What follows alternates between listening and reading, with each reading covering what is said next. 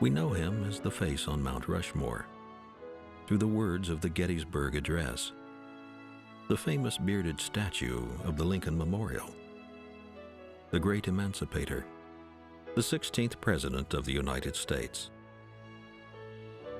But before Abraham Lincoln was an icon, he was a man. And before he was a president, he was a husband, a father, a young lawyer struggling to make ends meet. Here, a born frontiersman transformed himself into a statesman. Under his folksy veneer, a man of intelligence, ambition, and deep concern about equality. He had arrived in Springfield alone, with no money, not even a place to stay. Here he would find all the pieces of his life: a wife, 4 children, a profession as a lawyer. Here, a young man would become Abraham Lincoln. And when he left Springfield 24 years later, he was headed for the White House and the pages of history.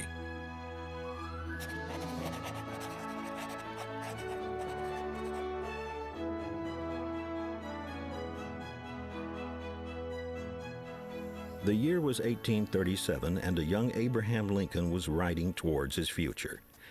Lincoln had already tried many of the jobs the frontier could offer: carpenter, postmaster, soldier, and surveyor. Now he was hoping for a new start in Springfield, with a law license and unbound ambition. Like Lincoln, Springfield in the 1830s was just getting started. It was a town on the edge of the prairie, with a few brick buildings, no paved roads, and hogs roaming the streets. It was a cross-section of the country: 1,500 Northerners and Southerners, whites and blacks, and immigrants. Thanks in part to Lincoln's work in the Illinois legislature, Springfield had been voted the new capital of Illinois. Lincoln had helped to transform Springfield, and Springfield would in turn change him. On April the 15th, 1837, Lincoln rode into town with everything he owned in 2 saddlebags. His first stop was a general store run by Joshua Speed. Well, hello. Say, how much would the furniture for a single bedstead cost? Mattress and sheets. Okay. $17.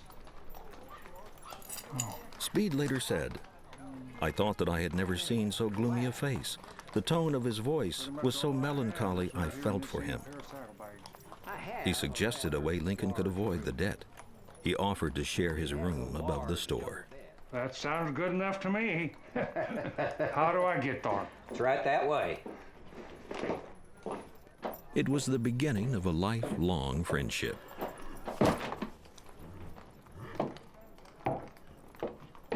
Well, Speed, I move. The young Abraham Lincoln was off to a good beginning. John T. Stewart, one of the most successful lawyers in town, had offered him a job as a junior partner. Stewart hoped to win a seat in the U.S. House of Representatives, so Lincoln took over most of the legal business. It was a crash course in litigation. But Lincoln also loved politics. He was serving his 2nd term in the state legislature as a representative of the Whig Party, making a name for himself as a forceful speaker. His low-key, easy-going, common-sense style appealed to many, and he soon found himself at the center of a growing group of friends. In the evenings, they would gather together to swap stories and talk politics at Speed's store. Jones, we were out hunting the other day. Well, Jones was hunting. But something was missing. Mary Todd was the daughter of a well-known Kentucky political family.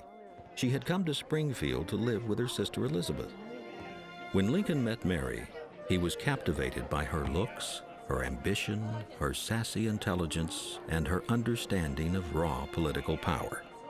The year was 1839, and Abraham Lincoln was dumbstruck.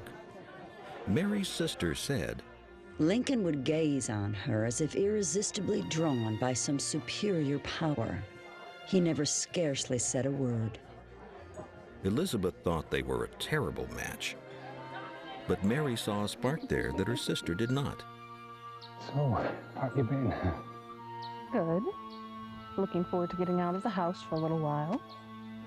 Me too. And soon she and Lincoln were going out together, talking about marriage, until the day their engagement fell apart. Some said it was due to Elizabeth's disapproval. Some said Lincoln feared that without any savings, he would not be able to support his new wife the way her family had. Whatever the case, Lincoln fell into a depression. He remained in bed for days, cared for by his friend Speed. Lincoln wrote, "I am now the most miserable man living." But by the next year, Lincoln and Mary had started courting again. I don't know what to say, but And by the fall, he considered marriage again, even though he had a bad case of cold feet. He wrote Speed, you have now been the husband of a lovely woman for nearly 8 months. Are you now, in feeling as well as judgment, glad you are married as you are? And with this ring I thee wed. Speed must have had the right answer, because a month later, on November the 4th, 1842, Abraham and Mary wed. Lincoln placed a ring on his wife's finger. I now pronounce you man and wife. Inside, he engraved, "Love is eternal." They started out living in a rooming house called the Globe Tavern. But the city was expanding in all directions, and so was the Lincoln clan. With the birth of their first son, Robert, they decided to move. Lincoln purchased a small cottage in 1844 from the preacher who had married them. Recently built at the corner of 8th and Jackson, it was a simple 1.5-story home. The cost, $1,500. Oh, this is wonderful. Yes. But to provide for it and his growing family, including a new son, Edward, born in 1846, he would have to work in earnest. Lincoln set himself to his career with a passion. He wasn't just a lawyer. He was a circuit-riding attorney on the 8th Judicial Circuit. That meant that he traveled from town to town all through central Illinois, going from one case to the next. Lincoln would be gone for 3 months at a time, twice a year, leaving Mary alone for long periods to run the home and care for the boys. Meanwhile, Lincoln's career was taking off. He started his own law firm in Springfield. Juries liked Lincoln's down-home conversational style in the courtroom. He developed a gift for making words flow and a reputation for diligence and hard work. Lincoln's skills became evident as he appeared more and more before the Illinois Supreme Court. Leaders across the state began to notice this young lawyer. Private property is Combining politics with his legal business, Lincoln was starting to build alliances at courthouses across central Illinois. And it was just about to pay off. Lincoln's public speaking and the connections he had formed both at work and through his wife's family convinced him to run for a seat in the U.S. Congress. And when he won a solid victory and became a congressman, it was the biggest step of his young career. The young Lincoln was thrilled to head off to Washington. He brought his family with him. But they soon decided that Washington wasn't really a place for a young family. Abraham packed Mary and the boys back to stay with her parents in Kentucky and knuckled down to work. He voiced opposition to the Mexican War but was soundly criticized for it. He proposed a bill to abolish slavery in Washington, D.C. and got nowhere. Missing his family, he wrote Mary and his sons heartfelt letters. When you were here, I thought you hindered me in attending to business. But now, having nothing but business, it has grown exceedingly tasteless to me. The strain of their separation was evident in Mary's letters as well. How much I wish instead of writing we were together this evening. I feel very sad away from you. I must bid you good night.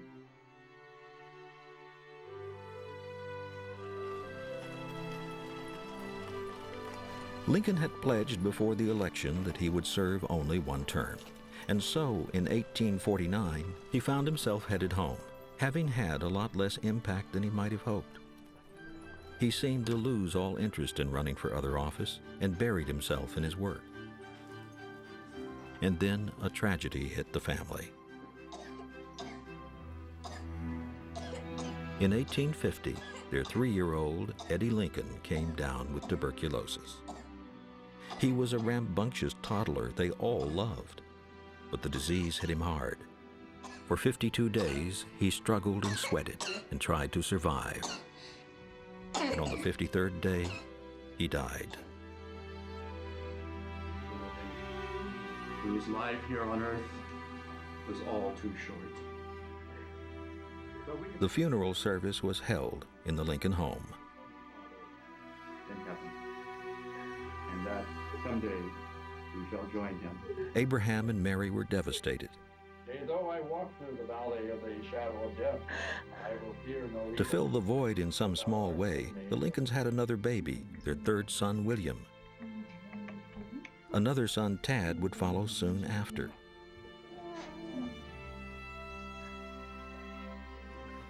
As the family grew, the work was pouring in. Lincoln became one of the most sought-after attorneys in the state, earning a very comfortable living for his family. If convicted of thievery, he will be sent to the penitentiary. Gentlemen, what will happen to these children? I beg of you, for this man's family.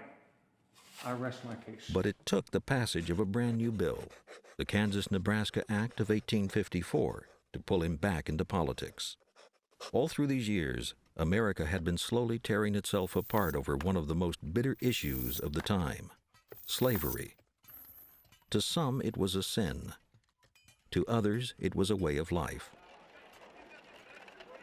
The Missouri Compromise of 1820 was one of several stopgaps to avoid national conflict. It allowed slavery to continue in the South and the northern territories to stay free, until the Kansas-Nebraska Act of 1854 changed everything. The new act said that any territories that joined the Union could vote on whether to become free or slave states, no matter their location. At the same time, a more restrictive fugitive slave law that had been passed several years earlier allowed slave catchers to capture and sell even free blacks into slavery. Suddenly, everything was up for grabs. Lincoln was outraged. Mary, Douglas has managed to get the Kansas-Nebraska Act passed. So Nebraska now has the right to hold slaves? All the way to Canada. This repeals the Missouri Compromise. This is reckless. It's an outrage. The law, championed by Senator Stephen A. Douglas, allowed the people of the territories to decide the slavery issue themselves. Popular sovereignty, whether they wanted slavery in their new state or not. Can I count on your support?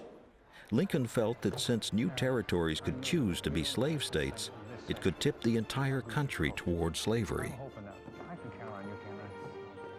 Lincoln began traveling to give speeches, talking out against the new act. For although volume after volume is written to prove slavery a very good thing, we never hear of a man who wishes to take the good of it by being a slave himself. Soon Lincoln was running for office again. The year was 1854, and he set his sights on the U.S. Senate. Lincoln was a popular candidate, but back then the Senate was picked by the state legislature, not the voters. Order! Order! A call for a vote. A vote for United States Senator. Lincoln. Lincoln. Lincoln! Lincoln! Lincoln! Lincoln! And while he had had enough votes to lead in the first round, he did not have enough votes to win a clear majority. The only way to do this is to give them to him. Give our votes to Trumbull.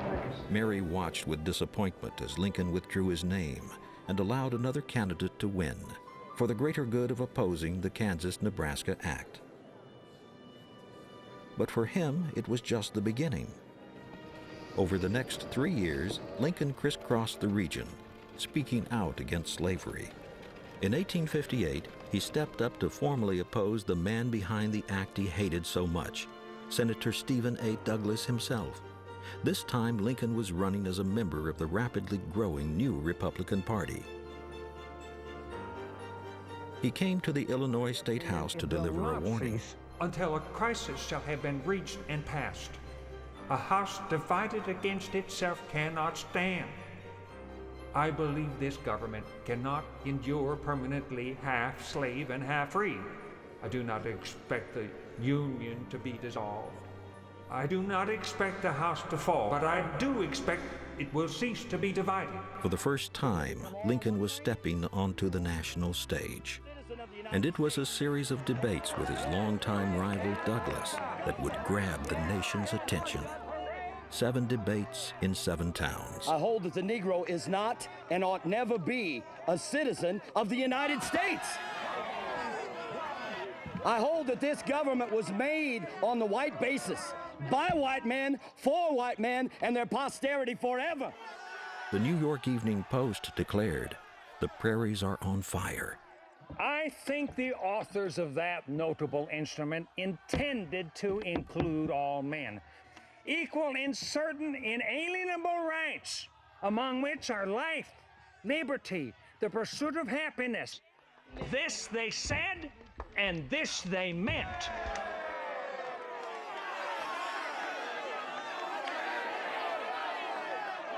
Lincoln's Republican Party would beat Douglas's Democrats in the popular election by over 4,000 votes. But Lincoln would lose once again in the state legislature. Order! Order! The votes have been counted. Mr. Douglas has retained his seat in the U.S. Senate. But Lincoln would not give up. For the next 2 years, he traveled the country giving speeches. The cause of civil liberty must not be surrendered, he said, not at the end of 1 or even 100 defeats. If the debates with Douglas put Lincoln on the map, it was a speech at New York's Cooper Institute that would mark his arrival as a national figure. If our sense of duty forbids this, then let us stand by our duty fearlessly and effectively. Let us not be slandered from that duty. Let us have faith that right makes might, and in that faith, let us dare to do our duty as we understand it. It was a remarkable performance. He had taken a crowd skeptical of this frontier politician and turned them into cheering fans. Lincoln was not the first choice of many in the Republican Party, but thanks in part to the tireless efforts of many friends from Central Illinois working behind the scenes, he became the Republicans' nominee. A committee from the convention traveled to Springfield to read the formal notification of Lincoln's nomination in the parlor of his home. This is such a great honor and most humbling. Thank you. Almost immediately, the campaign began in earnest. Lincoln became known as the rail splitter, an honest, hard-working man from the West. One part of his image came from an unexpected source. In October of 1860, Lincoln received a letter from an 11-year-old girl named Grace Bedell. She promised to get the men in her family to vote for Lincoln if he'd let his beard grow. All the ladies like whiskers, and they would tease their husbands to vote for you, and then you would be president. When Election Day rolled around, Lincoln waited on edge for the returns. He didn't hear till after midnight.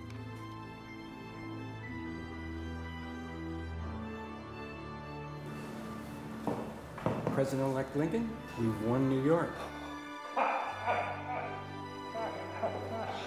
This is wonderful, gentlemen. I know a little woman on 8th Street who would like to hear this. Thank you. At 1:30 in the morning, Lincoln hurried home to tell his wife the news. Mary! Mary! We are elected! Oh, that's wonderful. We're going to Washington! Oh, you should have stayed. The celebrations began that night in Springfield. A native son had become the president.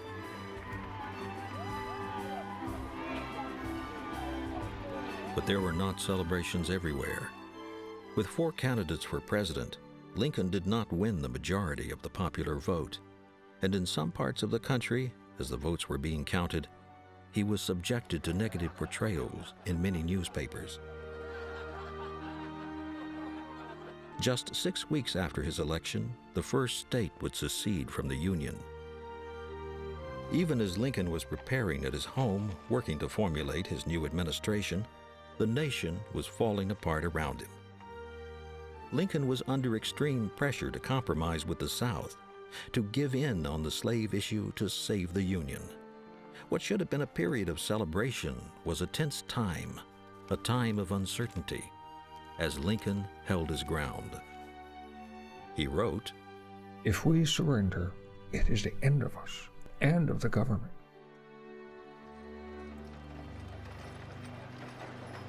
The day before he left Springfield, Lincoln returned to his law office and told his partner Herndon, "Tell our clients that the election of a president makes no change in the firm of Lincoln and Herndon. When I come back, we'll go right on practicing law as if nothing had ever happened." Mr. President. The following morning, just before 8 a.m., a crowd of townspeople gathered at the Great Western Railroad station to see off their favorite son. In an emotional farewell, the president-elect paid tribute to the town which had shaped him, the one home his family had ever known. My friends, no one not in my situation can appreciate my feeling of sadness at this parting. To this place and the kindness of these people, I owe everything. Here, I have lived a quarter of a century and have passed from a young to an old man. Here, my children have been born, and one is buried. I now leave, not knowing when or whether ever I may return, with a task before me greater than that which rested upon Washington. Let us confidently hope that all will yet be well. To his care commending you, as I trust in your prayers you will commend me, I bid you an affectionate farewell.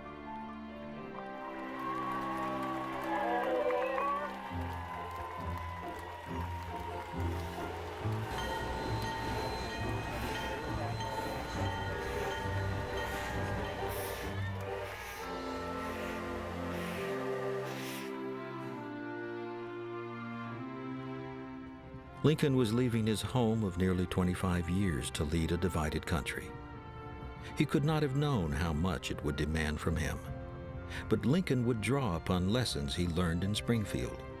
4 years of bloody civil war would test his strength, his determination, his ability to handle tragedy and keep on going, ultimately staying the course to guide the nation toward a new birth of freedom